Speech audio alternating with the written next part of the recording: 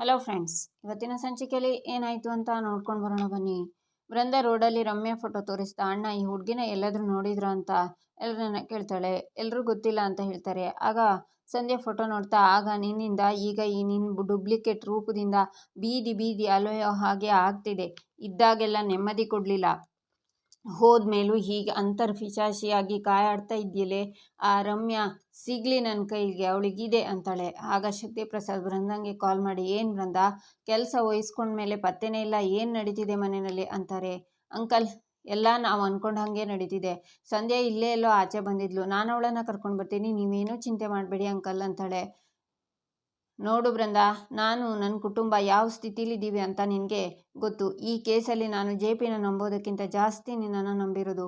ಹೈಕಮಾಂಡಿಂದ, ಪಕ್ಷದವರಿಂದ ರಾಜೀನಾಮೆ ಕೊಡಿ ಅಂತ ಪ್ರೆಷರ್ ಮೇಲೆ ಪ್ರೆಷರ್ ಬರ್ತಾ ಇದೆ. ಈ ಕೇಸ್ ಗೆದ್ದರೆ ಮಾತ್ರ ನನ್ನ ಪದವಿ ಉಳಿಯೋದು, ನನ್ನ ಪದವಿ ಉಳಿದ್ರೆ ಮಾತ್ರ ನೀನು ಕೇಳಿದ್ದನ್ನು ನಾನು ಕೊಡೋದಕ್ಕಾಗೋದು ಅಂತಾರೆ ಶಕ್ತಿ.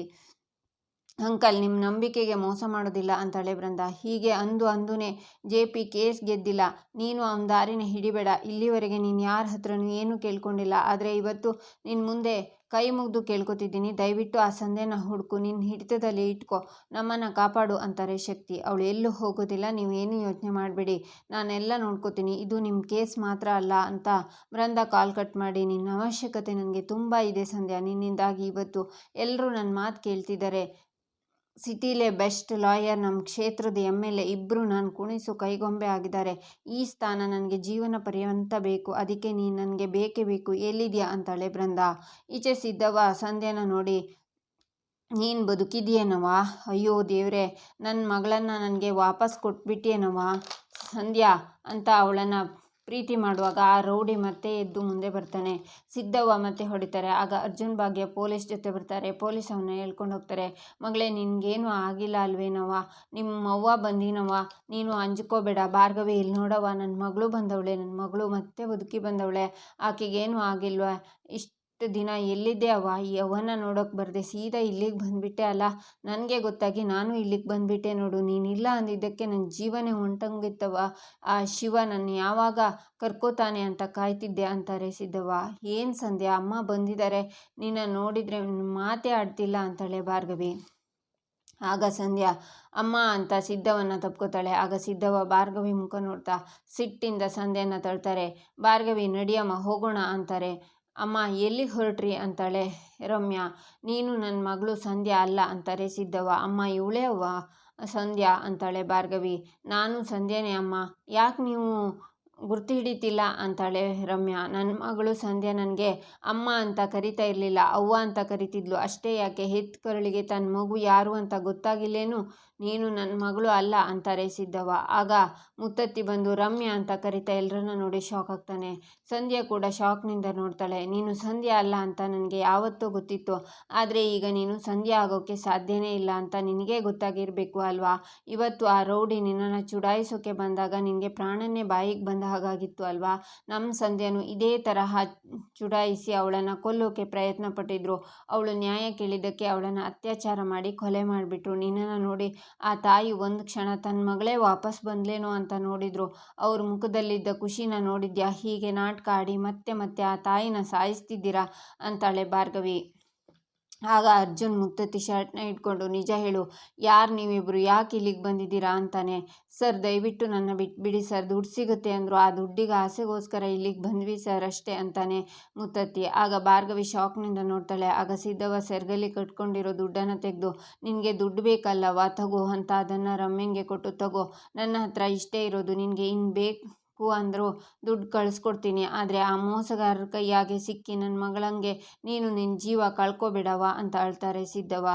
ನೋಡಿದ್ಯಾ ರಮ್ಯಾ, ಇಷ್ಟಾದರೂ ಈಗಲೂ ಕೂಡ ಆ ತಾಯಿ ನಿನಗೆ ಒಳ್ಳೆಯದನ್ನೇ ಬಯಸ್ತಿದ್ದಾರೆ ಅಂತಾಳೆ ಭಾರ್ಗವಿ. ಮತ್ತೆ ಇನ್ನೇನು ಮಾಡಿ ತಾಯಿ, ನನ್ನ ಕಣ್ಮುಂದೆನೇ ನನ್ನ ಮಗಳ ಹೆಣ ನೋಡಿನವ್ವ, ಬೇರೆ ಯಾವ ಹೆಣ್ಮಕ್ಳಿಗೂ ಅಂಥ ಗತಿ ಬರೋದು ಬೇಡ ಅಂತ ಅಳ್ತಾರೆ ಸಿದ್ದವ್ವ.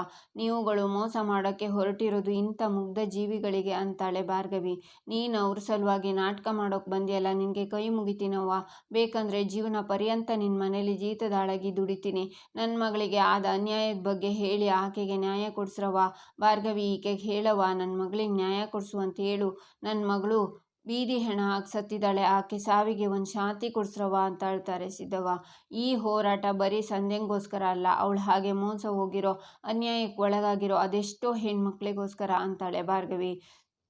ನೋಡ್ರೋ, ಈಗಲೂ ನಿಮ್ಮನ್ನು ಪೊಲೀಸರಿಗೆ ಒಪ್ಪಿಸ್ಬೋದು, ಆದರೆ ನಾವು ಹಾಗೆ ಮಾಡಲ್ಲ. ವಿಷಯ ಗೊತ್ತಾದ ಮೇಲೂ ನಿಮಗೆ ದುಡ್ಡೇ ಮುಖ್ಯನೋ ಅಥವಾ ಸಂಧ್ಯಾಗೆ ನ್ಯಾಯ ಸಿಗೋದು ಮುಖ್ಯನೋ ಅಂತ ನಿರ್ಧಾರ ಮಾಡಿ. ಅಮ್ಮ ಬನ್ನಿ ಅಂತ ಸಿದ್ದವನ್ನ ಕರ್ಕೊಂಡು ಹೋಗ್ತಾನೆ ಅರ್ಜುನ್. ಭಾರ್ಗವಿನೂ ಹೋಗ್ತಾಳೆ. ಈಚೆ ರಮ್ಯಾ ಮುತ್ತತ್ತಿ ರೋಡಲ್ಲಿ ನಿಂತ್ಕೊಂಡು ಮಾತಾಡ್ತಾ ಇರೋದನ್ನು ಬೃಂದ ನೋಡ್ತಾಳೆ. ಸೀದಾ ಅವರಿಬ್ಬರ ಹತ್ರ ಬಂದು ರಮ್ಯನ ಕೆನ್ನೆಗೆ ಬಾರಿಸ್ತಾಳೆ ಬೃಂದ. ಏಯ್, ಎಷ್ಟು ಧೈರ್ಯ ನಿನಗೆ ಅಂತಾನೆ ಮುತ್ತತ್ತಿ. ನಿಮ್ಮಂಥ ಪಿಕ್ ಪಾಕೆಟ್ ಮಾಡೋರನ್ನು ಕರ್ಕೊಂಡು ಹೋಗಿ ಮನೇಲಿ ಸೇರಿಸಿದ್ನಲ್ಲ, ನನ್ನ ತಪ್ಪು. ಕೊನೆಗೂ ನಿಮ್ಮ ಕಳ್ಳ ಬುದ್ಧಿನ ತೋರಿಸ್ಬಿಟ್ರಲ್ಲ. ಅದು ಯಾಕೆ ಹೀಗೆ ದುಡ್ಡು ದುಡ್ಡು ಅಂತ ಸಾಯ್ತೀರಾ? ಕೇಳಿದರೆ ನಿಮ್ಮ ಮುಖದ ಮೇಲೆ ದುಡ್ಡು ಎಸಿತಿದ್ದೆ, ಅದು ಬಿಟ್ಟು ಬಂದಿರೋ ಮನೆಗೆ ಕನ್ನ ಹಾಕ್ತೀರಾ ಅಂತಾಳೆ ಬೃಂದ. ಸಾಕು ಸುಮ್ಮನಿರಿ ಮೇಡಮ್, ಇಲ್ಲಿರೋ ರಿಸ್ಕು ನೀವು ಕೊಡ್ತಿರೋ ಪ್ರತಿ ಪುಡಿ ಗಾಸ್ಗೂ ಸಂಬಂಧನೇ ಇಲ್ಲ. ನೀವು ಹೇಳಿದ ಹಾಗೆ ಸಂಧ್ಯಾ ಓಡಿ ಹೋಗಿಲ್ಲ, ಸತ್ತು ಹೋಗಿದ್ದಾಳೆ ಅನ್ನೋದು ನನಗೆ ಗೊತ್ತು. ಸತ್ತಿರೋ ಜಾಗಕ್ಕೆ ನನ್ನ ಹುಡುಗಿ ರಮ್ಯನ ಕರ್ಕೊಂಡು ಹೋಗಿದ್ರಲ್ಲ, ನಾಳೆ ದಿನ ಏನಾದರೂ ಹೆಚ್ಚು ಕಮ್ಮಿ ಆದರೆ ಏನು ಮಾಡೋದು ಅಂತಾನೆ ಮುತ್ತತ್ತಿ. ನೀವೆಲ್ಲ ಇದ್ದು ಉದ್ಧಾರ ಮಾಡುವಂಥದ್ದು ಏನಿದೆಯೋ, ಬೇರೆಯವ್ರ ಜೇಬಿಗೆ ಕತ್ರಿ ಹಾಕಿ ಬದುಕೋ ಬಾಳು ನಿಮ್ಮದು. ಒಂದು ಬಾಳ, ಅದಕ್ಕೆ ಬೆಲೆ ಬೇರೆ ಕಟ್ಟಬೇಕಾ ಅಂತಾಳೆ ಬೃಂದ. ಆಗ ರಮ್ಯಂಗೆ ಸಿದ್ದವನ ಮಾತು ನೆನಪಾಗಿ, ಅಕ್ಕ, ನಾನಿಲ್ಲಿಗೆ ಬಂದಿರೋದು ನೀವು ಹೇಳೋ ಕೆಲಸ ಮಾಡೋಕ್ಕಷ್ಟೇ, ನೀವು ಹೇಳಿದ್ದನ್ನೆಲ್ಲ ಕೇಳ್ಕೊಂಡಿರೋದಕ್ಕಲ್ಲ ಅಂತಾಳೆ ರಮ್ಯಾ. ಓಹೋ, ರೋಷ ನೋಡು ರೋಷ, ಸುಮ್ಮನೆ ಕಿರ್ಚಾಡಬೇಡ, ನಿನಗೆ ಎಷ್ಟು ಬೇಕು ಹೇಳು, ಅಷ್ಟು ಬಿಸಾಕ್ತೀನಿ. ಏನಾದರೂ ಜಾಸ್ತಿ ಮಾತಾಡಿದರೆ ಸುಮ್ಮನೆ ಇರೋದಿಲ್ಲ ಅಂತಾಳೆ ಬೃಂದ. ಆಗ ಮುತ್ತತ್ತಿ ಕೈನಲ್ಲಿರೋ ಚೈನ್ನ ಬೃಂದ ಕೈಯಲ್ಲಿಟ್ಟು, ಬಾರು ಅಂತ ರಮ್ಯಾ ಅವನ ಕೈ ಹಿಡ್ಕೊಂಡು ಬರುವಾಗ, ಇನ್ನೊಂದು ಹೆಜ್ಜೆ ಮುಂದಿಟ್ಟರು ನೀವಿಬ್ರು ಜೀವನ ಪರ್ಯಂತ ಜೈಲಲ್ಲೇ ಕೊಳಿಬೇಕು, ಹಾಗೆ ಮಾಡ್ತೀನಿ, ಬಾಯಿ ಮುಚ್ಕೊಂಡು ನನ್ನ ಜೊತೆ ಬಾ ಅಂತ ರಮ್ಯನ ಕೈ ಹಿಡ್ಕೊಂಡು ಎಳ್ಕೊಂಡು ಹೋಗ್ತಾಳೆ ಬೃಂದ. ನಾವು ಇವಳಿಗೆ ಹೆದರ್ಕೋಬೇಕಾ ಅಂತಾನೆ ಮುತ್ತತ್ತಿ. ಈಚೆ ಭಾರ್ಗವಿ ಬೇಜಾರಲ್ಲಿ ನಿಂತಿರುವಾಗ ರೂಮಿಗೆ ಅರ್ಜುನ್ ಬರ್ತಾನೆ. ಆಗ ಭಾರ್ಗವಿ ಬಂದು ಅರ್ಜುನ್ನ ತಬ್ಕೊಂಡು ಅಳ್ತಾಳೆ. ಭಾರ್ಗವಿ, ಏನಾಯಿತು ಅಂತಾನೆ ಅರ್ಜುನ್. ಲಾಯರ್ ಆಗೋಕ್ಕೆ ಇಷ್ಟ ಇಲ್ಲದೆ ಇದ್ರು ನನಗೋಸ್ಕರ ಇಷ್ಟೊಂದು ಕಷ್ಟಪಡ್ತಿದ್ದೀರಲ್ಲ, ನನಗೇನು ಹೇಳಬೇಕು ಅಂತಾನೆ ಗೊತ್ತಾಗ್ತಿಲ್ಲ ಪಾರ್ಥ ಅಂತಾಳೆ ಭಾರ್ಗವಿ. ನೋಡಿ, ಕಷ್ಟಪಟ್ಟು ಬಂದಿದ್ದಲ್ಲ, ನನ್ನ ಹೆಂಡತಿಗೆ ಸಹಾಯ ಮಾಡೋಕ್ಕೆ ಇಷ್ಟಪಟ್ಟು ಬಂದಿದ್ದೀನಿ. ನಿಮಗೋಸ್ಕರ ನಾನೇನು ಮಾಡೋಕ್ಕೂ ರೆಡಿ ರೀ. ಅಳಬೇಡಿ, ಕಣ್ಗಳಲ್ಲಿರೋ ಮುತ್ತುಗಳೆಲ್ಲ ಹಾಗೆ ಖಾಲಿಯಾಗಿಬಿಡುತ್ತೆ. ಎಲ್ಲಿ ನನಗೋಸ್ಕರ ನಗಿ ಅಂತಾನೆ ಅರ್ಜುನ್. ಭಾರ್ಗವಿ ನಗ್ತಾಳೆ. ನೀವು ನಕ್ರೆ ತುಂಬ ಚೆನ್ನಾಗಿ ಕಾಣ್ತೀರಾ ಅಂತಾನೆ ಅರ್ಜುನ್. ಹಾಗೆ ಒಬ್ರನ್ನೊಬ್ರು ನೋಡ್ತಾರೆ. ಭಾರ್ಗವಿ ನಾಚ್ಕೋತಾಳೆ. ನನ್ನ ಕ್ಷಮಿಸಿ ಪಾರ್ಥ ಅಂತಾಳೆ ಭಾರ್ಗವಿ. ಯಾಕೆ ಅಂತಾನೆ ಅರ್ಜುನ್. ನಿಮಗೂ ನನ್ನ ಥರನೇ ಅಪ್ಪ ಅಂದರೆ ತುಂಬ ಪ್ರೀತಿ, ಆದರೆ ಇವತ್ತು ನನ್ನಿಂದಾಗಿ ನೀವು ಅವ್ರ ವಿರುದ್ಧ ನಿಲ್ಲೋ ಆಗೋಯ್ತು.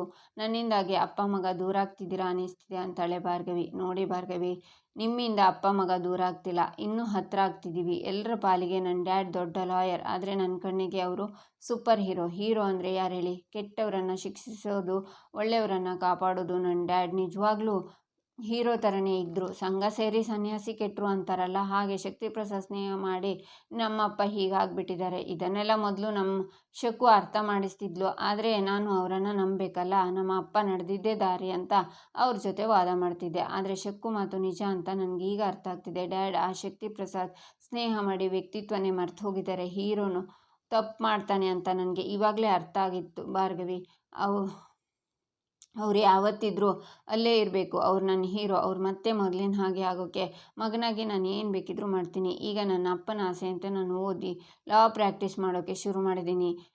ಮಗನೇ ನನ್ನ ವಿರುದ್ಧನೇ ವಾದ ಮಾಡ್ತಿದ್ದಾನೆ ಅನ್ನೋ ಬೇಜಾರಿಗಿಂತ ನಾನು ಕಪ್ ಕೋಟ್ ಹಾಕಿದ್ನಲ್ಲ, ಆ ಖುಷಿ ಅವ್ರ ಕಣ್ಣಲ್ಲಿ ಎದ್ದು ಕಾಣ್ತಿತ್ತು ಅಂತಾನೆ ಅರ್ಜುನ್. ಪಾರ್ಥ, ನೀವು ಅಂದ್ಕೊಂಡ ಹಾಗೆ ಎಲ್ಲ ಸರಿ ಹೋಗುತ್ತೆ. ಎಲ್ಲೋ ಏರಿಳಿತನ ನೋಡಿಕೊಂಡು ಇಷ್ಟು ದೂರ ಬಂದಿದ್ದೀವಿ. ಸತ್ಯದ ಹಾದಿ ತುಂಬ ಹತ್ರದಲ್ಲೇ ಇದೆ ಅಂತಾಳೆ ಭಾರ್ಗವಿ. ನಿಜ ಭಾರ್ಗವಿ, ಇವಾಗ ನೀವು ಏನು ಅಂತ ಮನೆಯವರಿಗೆ ಎಲ್ರಿಗೂ ಅರ್ಥ ಆಗುತ್ತೆ ನೋಡಿ. ನಾವಿಬ್ಬರು ಅಂದ್ಕೊಂಡ ಹಾಗೆ ಎರಡೂ ಫ್ಯಾಮಿಲಿ ಆದಷ್ಟು ಬೇಗ ಒಂದಾಗ್ತಾರೆ ಅಂತಾನೆ ಅರ್ಜುನ್. ಪ್ರತಿ ಯಶಸ್ವಿ ಗಂಡಿನ ಹಿಂದೆ ಒಂದು ಹೆಣ್ಣಿರ್ತಾಳೆ ಅಂತಾರೆ, ಹಾಗೆ ಪ್ರತಿಯೊಂದು ಯಶಸ್ವಿ ಹೆಣ್ಣಿನ ಹಿಂದೆ ನಿಮ್ಮ ಹಾಗೆ ಅವಳನ್ನು ಅರ್ಥ ಮಾಡ್ಕೊಳ್ಳೋ, ಸಪೋರ್ಟ್ ಮಾಡೋ ಗಂಡನೇ ಇರ್ತಾನೆ.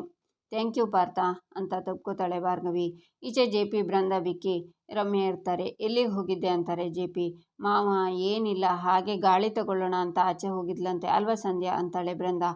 ನೋಡು, ನೀನು ಹೀಗೆ ಹೇಳಿ ಕೇಳಿದೆ ಮನೆಯಿಂದ ಆಚೆ ಹೋಗೋ ಹಾಗಿದ್ರು ಬೃಂದಂಗೆ ಹೇಳಿಬಿಟ್ಟು ಹೋಗಬೇಕು. ನೋಡು, ಆ ಭಾರ್ಗವಿ ಸರಿಯಿಲ್ಲ, ನಿನ್ನನ್ನು ಬ್ರೈನ್ ವಾಶ್ ಮಾಡೋಕ್ಕೆ ಕಾಯ್ತಿರ್ತಾಳೆ. ಕೇಸ್ ಗೆಲ್ಲೋಕೆ ನಿಜವಾದ ಸಂಧ್ಯಾ ಸತ್ತೋದ್ಲು, ಅದಕ್ಕೆ ನಿನ್ನನ್ನು ಕರ್ಕೊಂಡು ಬಂದಿದ್ದಾರೆ ಅಂತ ಹೇಳೋಕ್ಕೂ ಹೇಸಲ್ಲ ಅವಳು ಅಂತಾರೆ ಜೆ ಪಿ. ಸಂಧ್ಯಾ ಸತ್ತವಳ ಅಂತಾಳೆ ರಮ್ಯಾ. ಸತ್ತಿಲ್ಲ, ಎಲ್ಲೋ ತೆರೆಮರೆಯಲ್ಲಿ ನಿಂತು ನಮ್ಮನ್ನೆಲ್ಲ ಗಮನಿಸ್ತಿರ್ತಾಳೆ. ಕೇಸ್ ಹಾಕಿದ ತಕ್ಷಣ ಸುಮ್ಮನೆ ಎಷ್ಟು ಬೇಕೋ ಅಷ್ಟು ದುಡ್ಡು ಬಿಸಾಕ್ತೀವಿ ಅಂದ್ಕೊಂಡಿದ್ಲು. ಸುಮ್ಮನೆ ಆಪಾದನೆ ಹೊದಿಸಿದ್ರೆ ಯಾರು ತಾನೇ ಸಹಿಸ್ಕೋತಾರೆ ಹೇಳು. ಜೈಲಿಗೆ ಹಾಕ್ತೀವಿ ಅನ್ನೋ ಭಯದಲ್ಲಿ ಎಲ್ಲೋ ಓಡೋದ್ಲು ಅಂತಾರೆ ಜೆ.ಪಿ. ಊಟಕ್ಕೆ ಡೈನಿಂಗ್ ಟೇಬಲ್ ಹತ್ರ ಭಾರ್ಗವಿ ಕೂತಿರುವಾಗ ಸಿತಾರ ಹತ್ರ ನಾಳೆ ಜೈಲು ಊಟ ಮಾಡೋಕೆ ರೆಡಿಯಾಗಿರು ಅಂತಾಳೆ ಭಾರ್ಗವಿ. ಇಲ್ಲಿಗೆ ಈ ಸಂಚಿಕೆ ಮುಕ್ತಾಯವಾಗುತ್ತೆ. ಮುಂದಿನ ಸಂಚಿಕೆಗಾಗಿ ನಮ್ಮ ಚಾನಲನ್ನು ನೋಡಿ, ಸಬ್ಸ್ಕ್ರೈಬ್ ಮಾಡಿ, ಸಪೋರ್ಟ್ ಮಾಡೋದನ್ನು ಮರಿಬೇಡಿ.